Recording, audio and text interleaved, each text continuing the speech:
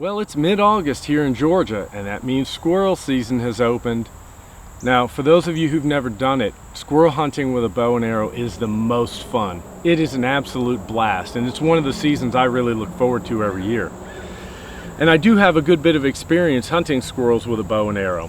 One of the things that a lot of people tend to use for small game are blunts. And personally, I've had miserable luck with blunts. I've used both hardwood blunts like this one and these rubber slip-on commercially available blunts. I've shot numerous squirrels with both of these types of points, and never once have I been able to bag a squirrel. I actually shot one time with a rubber blunt just like this one, dead in the chest at 12 feet, bam! And I knocked him over and I thought he was mine. Well, before I could get to him, he actually woke up, shook it off, turned around and ran. So after numerous encounters like that, I became pretty frustrated and started to switch my tactics. I started to use cutting type broadheads, particularly those I make out of stone. And once I did, my kill percentage went up to 100%. So I'm going to pass on some information here and some tips that I use when I make hunting points for squirrels and other small game. Now, for making your stone points, I prefer to use flat, thin flakes like these. Just waste flakes that are made from knocking off of larger pieces of stone. And these are great for making points out of. They can be made very expediently. They don't take a lot of time, but they are deadly effective on small game like squirrels and rabbits. So I'm going to show you how to make some. So to make our small game point today, I'm going to start off with this flat, thin flake of Midwestern chert and chip it into a point. Now, for those of you who've watched my videos, my napping videos, this is going to be a repeat, but what we're going to do now is essentially just shear off these edges with an antler tool. Right now, all we're doing is just trying to strengthen this edge and form it. One thing I want to do with this, though, is I want to keep maximum width on this. I want a point that's going to transmit a lot of shocking power to that animal as well as cut. So it gives you the best of both worlds.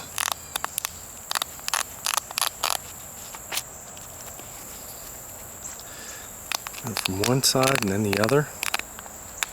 A lot of times these flakes, if they're well formed, it doesn't take a lot of work to shape them down. And you can actually capitalize and leave the original super sharp edge on there, which only will add to the lethality of the point that you make.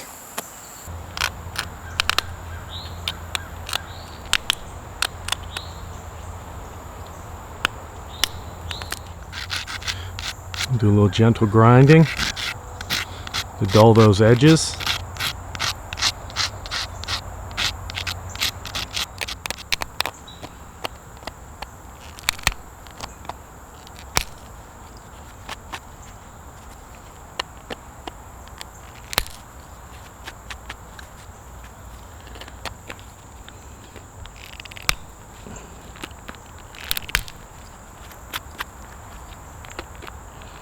It didn't take me very long. I've got the preform for our point made. I just need to finish up the base and put the barbs in it. Now at this point we've got a couple options. I can either make the base concave and that these little corners, basal corners, will become the barbs, and then I would side notch it, put little side notches in it, or I can do a basal notch where I actually notch in from the base like this and then have these little wings that hang out, and those could become the barbs. The basal notched is a bit more challenging because these barbs tend to be more fragile. They're easier to break off. But you know what? I'm going to push the limits. I'm going to try to do it on this one. Now to start off, what I'm going to do is just chip in on this base. Sounds like the crows are after a hawk or something over there, raising all kinds of hell.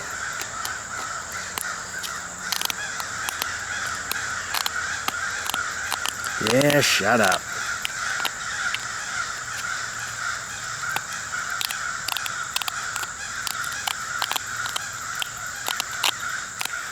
Now one of the things you want to do is you want to leave this a bit beefy and big. You don't want to make it real thin and then chip your barbs in here. Well, a lot of what the ancient guys would do is they would notch these points while they still had a lot of mass in them, and then they would bring them in and really refine those barbs and sharpen them after the dangers of notching have been done, because this is the most dangerous part of this whole process. So we're going to leave this point big and beefy for now.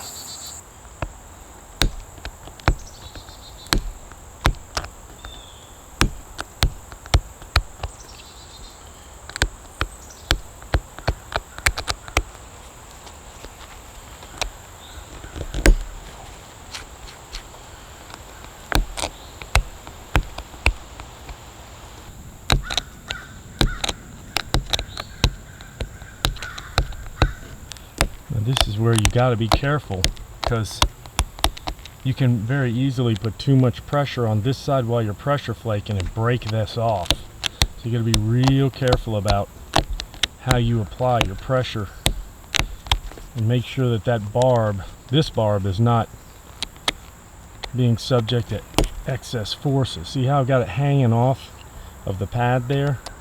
That's what you want. Gives you more safety. So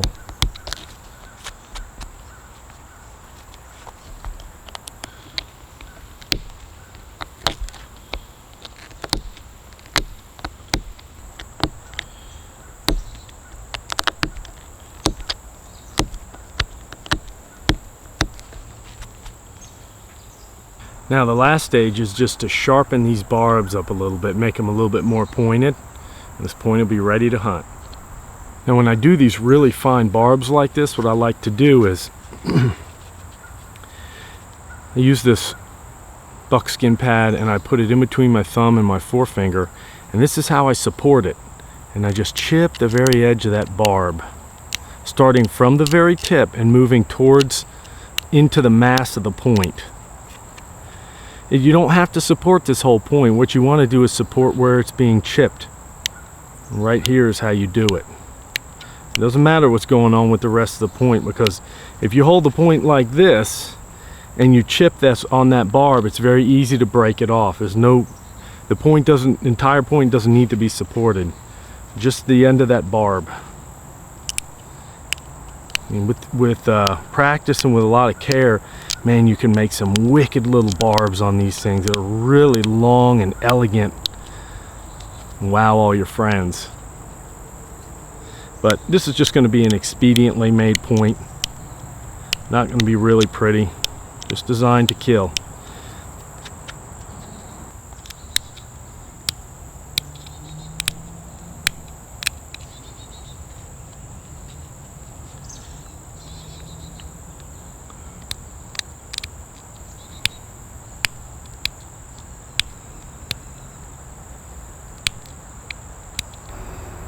So here's the finished arrow point. Just a simple but very effective small game point. I really like this combination of the sharp serrated edge and also the broad width of this point. It gives you the best of both worlds, I think. Gives you really good cutting ability, but also gives you a good shocking power, so that when that arrow hits that animal, it'll impart the maximum amount of damage. The barbs have been sharpened, and of course that's important too, because if you shoot that into a squirrel or a rabbit, you don't want them to run away. If those barbs get in there, they hang into them and they slow down their ability to escape and run away. So it will greatly increase your chances of bringing home that animal.